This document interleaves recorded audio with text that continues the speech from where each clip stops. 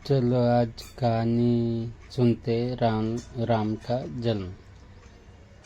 मंत्रीगणों तथा सेवकों ने महाराज की आज्ञानुसार श्यामकर्ण घोड़ा चतुर रंगीनी सेना के साथ छुड़वा दिया। महाराज दशरथ ने देश देशांतर के मनस्वी, तपस्वी, विद्वान, ऋषि मुनियों तथा वेद विज्ञ प्रकांड पंडितों को यज्ञ संपन्न कराने के लिए बुलावा भेज दिया। निश्चित समय आने पर समस्त अभ्यागतों के साथ महाराज दशरथ अपने गुरु वशिष्ठ जी तथा अपने परम मित्र अंगद देश के अधिपति लोकपात के जामाता रुंग ऋषि को लेकर यज्ञ मंडप में पधारे। इस प्रकार महान यज्ञ का विधिवत शुभारंभ किया गया। संपूर्ण वातावरण वेदों की ऋचाओं के उच्च स्वर में पाठ से गूंजने तथा संविदा की सुगंध से महकने लगा। समस्त पंडितों, ब्राह्मणों, ऋषियों आदि को यथोचित धन धान्य, गौ आदि भेंट कर सादर विदा करने के साथ यज्ञ की समाप्ति हुई।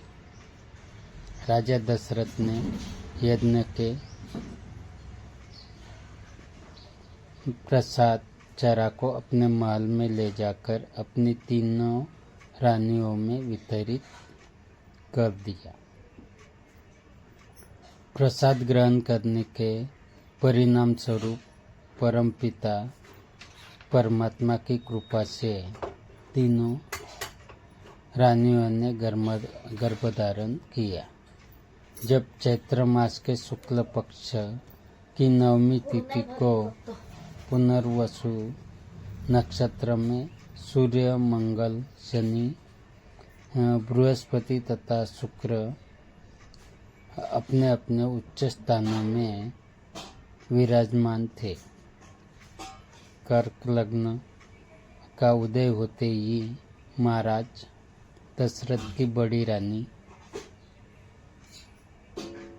कौशल्या के गर्भ से एक शिशु का जन्म हुआ, जो कि श्याम वर्ण, अत्यंत तेजोमय, परम कांतिवान तथा अद्भुत सौंदर्यशाली था।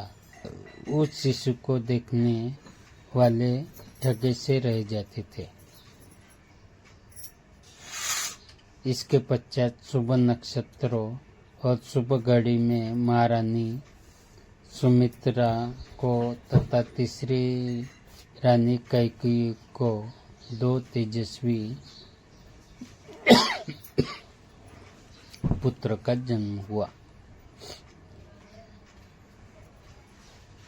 संपूर्ण राज्य में आनंद मनाया जाने लगा। महाराज के चारों पुत्रों के जन्म के उल्लास में गंधर्व गान करने लगे और अप्सराएं नृत्य करने लगी। देवता अपने विमानों में बैठकर पुष्प वर्षा करने लगे।